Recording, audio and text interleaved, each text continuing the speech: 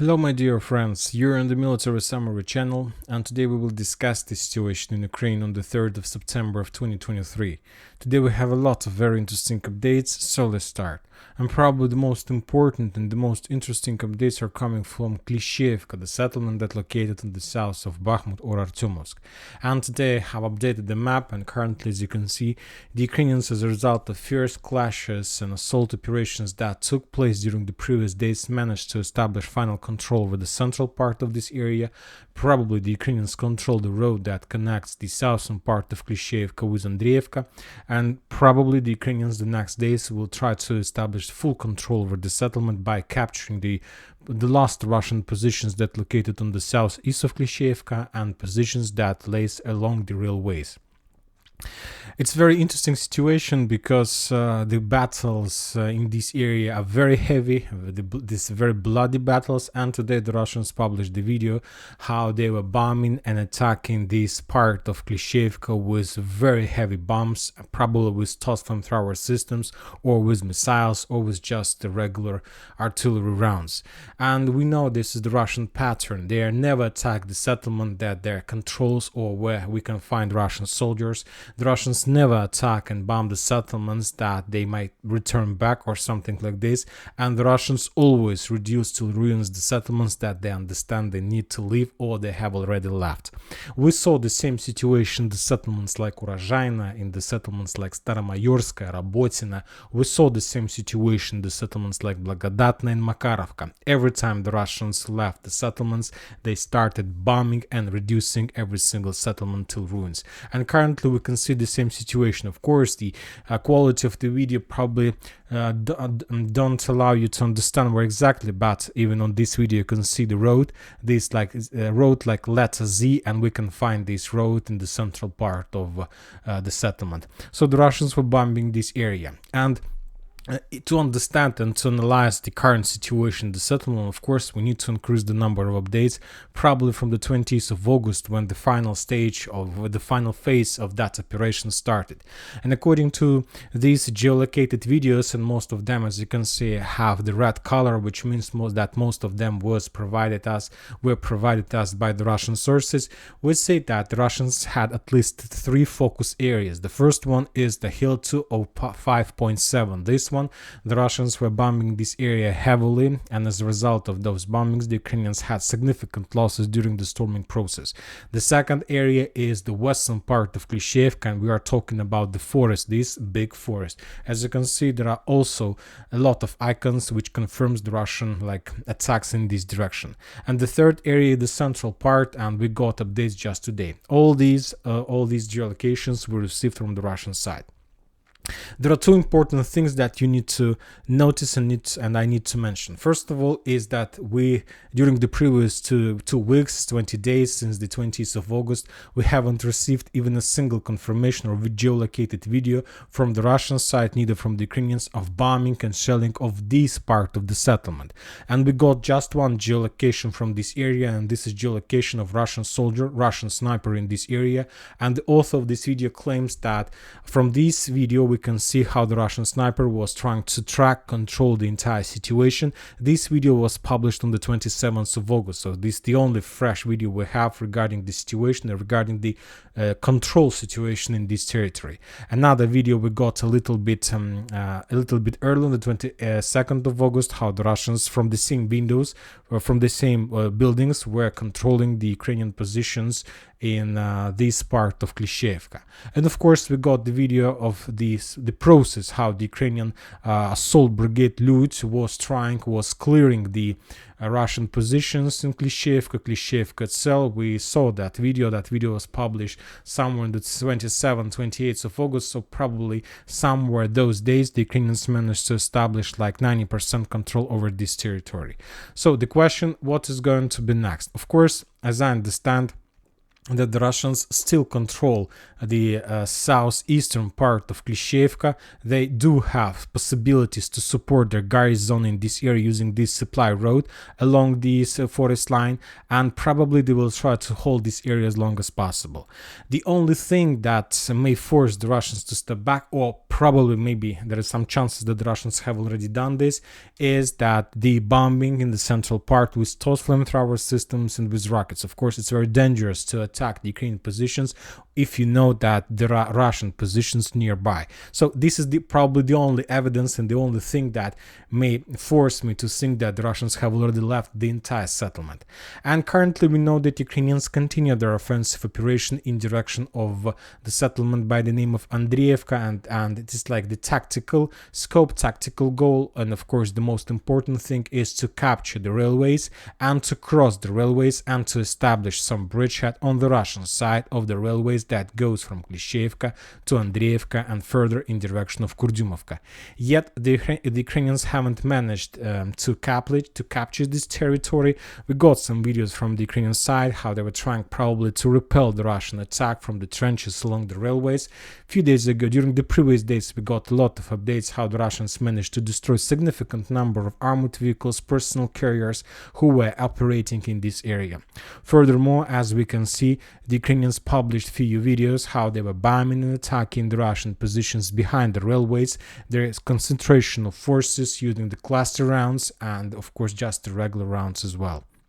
The Russians from their side also try to support the artillery duels and to destroy the Ukrainian positions, the Ukrainian trenches, the Ukrainian accumulation and concentration of forces, ammo depots, warehouses. The Russians are doing to do all the best they can just to slow down the Ukrainians and not to allow them to establish full control over the settlement.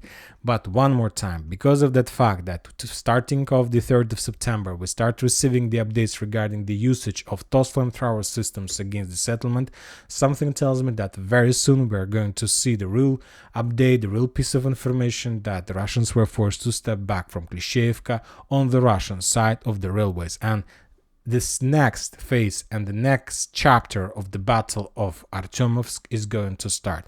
The Russians reported that as a result of fierce clashes in this area, and not just in this area but all the entire Donetsk front line, the Ukrainians lost 250 soldiers. The level of losses is not so heavy in comparison with the previous days, but anyway still very heavy. Now, the next important territory that I would like to discuss with you, we're not going to go step by step because we have some interesting territories, areas, and some of them are not. The next area that I would like to discuss with you is Kherson direction. Today we got a lot of very interesting details and updates from this territory, and this morning started from the piece of news that there were very fierce clashes and very fierce battles among the islands between Oleshki, the settlement that located on the south of Antonov Bridge, and the settlement by the name of Gola Pristan. We have already discussed this in details, that there is some clashes among the islands and probably the Ukrainians were trying to force the Russians to step back from Bilogrudova and so on. Later, the Russians published the video how they were bombing and attacking the Ukrainian positions in Oleshki, in Dachi, the settlement Dachi that located like on the base of Antonov Bridge. As you can see, very fierce attacks, very heavy shelling with rounds, with TOS flamethrower systems, very heavy explosions. Probably some local ammo depots detonated and were destroyed by the fire. And this is not the last updates. More interesting updates are coming from the area between Kazachye Lager and Novokakhovka, the area of possible Ukrainian landing operation. The Russians during the day were bombing this area very heavy. We got at least 4 geolocated videos during the day how the Russians were bombing these settlements, industrial area, buildings, high-rise buildings in this area with guided bombs, with missiles, with rockets, with artillery rounds and so on. Significant number of attacks, significant number of updates, and there is a very high chances that Ukrainians have completed their preparation before the next attempt to cross Dnipro River and to attack the settlements like Kazachye Lagery, Korsunka, Dniprian and Novokakhovka. Another video from the same territory. As you can see, everything is in smoke, a lot of explosions and massive usage of the guided bombs. And we know that if the Russians use guided bombs, that means that the main target and the main purpose of this is to reduce as much as possible the manpower of Ukrainian forces. And this is like something like attempt to prevent the a possible attack in direction of Kherson. And this is the perfect foothold for the Ukrainians to attack, because there is like the Ukrainian bank of the river, there is a Russian bank of the river, and there is islands between these two territories that can be captured by the Ukrainian special forces, where the Ukrainians can establish their their navigation forces, their drone operators, and with help of this they will continue controlling and attacking the Russians. And after that, of course, the main purpose of this operation might be is to establish control at least over Kursany, Dniepriany, Novokakhovka, and to create a foothold. If you ask my opinion, I don't believe and I don't trust in this operation, just because of like absence of possibility to supply and support the Ukrainian forces on this bank of the river. But who knows what exactly the Ukrainians can do and what resources they have for this operation. Another interesting updates are coming from the Bradley Square, from Robotyne Frontline. As you can see, probably this is the first day since the beginning of the greatest offensive operation. As you know, there is already 100 days passed since the beginning of that operation. The Ukrainians launched their offensive on the 4th of July, today the 3rd of September. So 3 months passed since the beginning of that operation, right? And currently, we haven't received even a single geolocated video of drone strike, of tank attack, of TOS flamethrower system attack. So something have changed. The Ukrainians stopped their activity. Probably they try to concentrate their forces before the next wave of attack. Very interesting detail we got from Robotyne, and that information was provided us from the Ukrainian sources. On this video, the Ukrainian claims that there is a very rich and powerful developed underground facilities, tunnels in this area. And the reason why the Russians were so successful in that defense operation is that they had a lot of tunnels. And for example, the Ukrainian says that this territory, at least these small islands between like fields, still under Russian control. And the Russians used the underground tunnels like this one to supply and support, and to furthermore to send some reserves, infantry, anti-tank forces, drone operators, like the soldiers, the reconnaissance team commandos, to these fields. And from this direction, the Russians were able to coordinate, navigate, and to attack the Ukrainians' evacuation teams, infantry, and so on. There was a lot of pictures of the trenches. So how the Ukrainians managed to discover this and to find this out? They were bombing this territory, and at some places the underground tunnels ruined, and then the Ukrainians from drones mentioned the underground, all these underground facilities, and that allowed them to make these conclusions. Very interesting battle that will go probably in history. Another interesting detail we got from our 46th Air Mobile Brigade of Ukrainian forces. Today they published video how they were claiming and how they were saying a lot of good words, probably reading quotes about their commanders, about the Ukrainian military authorities, and so on. And this is a very bad sign. We know this, but that every time the Ukrainians soldiers start publishing videos that they're claiming they're about the situation and so on, probably within the next 2 days or 2 weeks, we see the collapse of this or that front line. We got the same situation, if you remember, in the vicinity of Yagidne, the settlement that located on the north of Solidar. First, this one, Novosilovsk, not this one, a little bit further to the north, Yakovlevka, my bad. That the Ukrainians probably of 118th Brigade published the video about the difficult situation, and a few days later they left their positions without receiving an order, and after that the Wagner captured this territory. The same situation we got in Severdonetsk, Lysychansk. So, and if you remember, during the previous days, during the last days of Battle of Robotyne, 46th Air Mobile Brigade was probably the last wave, was the main force of the last wave, who were trying to penetrate and to get as deep as possible to the south. Now the Russians reported that as a result of clashes in this area, the Ukrainians lost 130 soldiers. As you can see, the level of losses probably is still very heavy, but one more time, I haven't received even a single video confirmation of another drone attack or something like this. Now we are moving to the Vremivka tactical bridgehead. The same story as yesterday. The Russians established full fire control over the roads, over the settlements. They're bombing this territory with TOS flamethrower systems, with guided bombs, and so on, trying not to allow the Ukrainians to concentrate their forces and not to allow them to start offensive operation further to the south.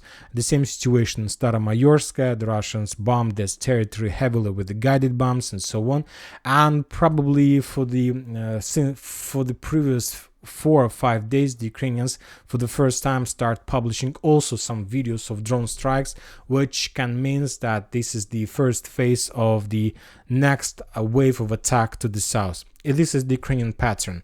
They are silent when they're not going to attack, but if they know that in a week or in a two they're going to launch a massive attack, they start clearing this territory, this or that territory, with drones, with artillery strikes, with HIMARS, and maybe they have already started doing this, and that means that maybe in a week or two we're going to see another attempt of Ukrainian forces to attack further to the south in direction of Staromlynovka. Also, very interesting updates are coming from north and Kupyansk-Lyman direction. The clashes in the vicinity of Karamzinovka bridgehead continues. Today we got some details and updates. Some Russian sources published that as a result of clashes, the Ukrainians managed to maintain the gap between the northern positions in the vicinity of Kovalyovka and the south and Karamzinovka and captured this territory. Yesterday we discussed the tank attacks, tank duels in this area. Furthermore, other Russian sources reported that as a result of clashes in this area during the previous 24 hours, the Russians captured another 8 checkpoints, strongholds in this area, managed to develop their bridgehead further deep inside the Ukrainian territory for another 3 kilometers. Of course, as you can see, there were no photo or video confirmations of that, so it's very difficult to understand whether that information was correct or that was some kind of speculation or another async like technology.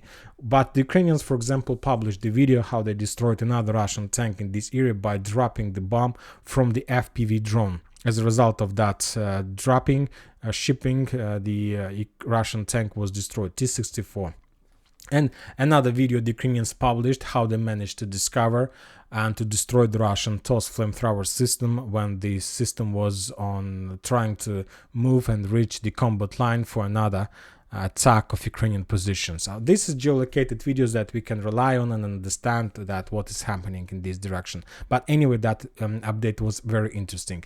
And also the Russians reported that they managed to establish control over the road that goes from Novoselovska in direction of Berestova, just to maintain the gap in the gray zone and to get as close as possible to the settlement. Also without any geo or photo confirmations. And probably we got today another update from Novomykhailovka. I took a decision to bypass, but I understand that we need to discuss this as well. Also, some sources were saying that the Russians launched another attack in direction of Novomykhailovka, and as a result of that attack, the Russians managed to capture or establish control over another 2 checkpoints, but without geolocations and without video confirmations of that operation. And as you can see, when talking about Kupyansk-Lyman frontline, that as a result of fierce battles in this area, the Ukrainians lost another 90 soldiers. So the level of losses is the same. So as we can see, we don't see any increase the numbers or something like this, which means that the situation is more or less stable. And the Ukrainians and the Russian sources confirms that the front line has been stabilized. The only thing that we need to mention that no matter though the Ukrainians have redeployed a significant number of reinforcement in this direction, we still can see that the Russians continue offensive operation. And this is the worst update for the Ukrainians, because they thought and they hope that as soon as they redeploy the reserves, the Russians would stop. But we see that the Russians haven't stopped, and they continue offensive operation in this direction. And that's it for today. Military Summary channel reminds we condemn any violence in the world. Thank you for watching. Subscribe to my channel, put your likes, join my Patreon, and have a good day. Bye bye.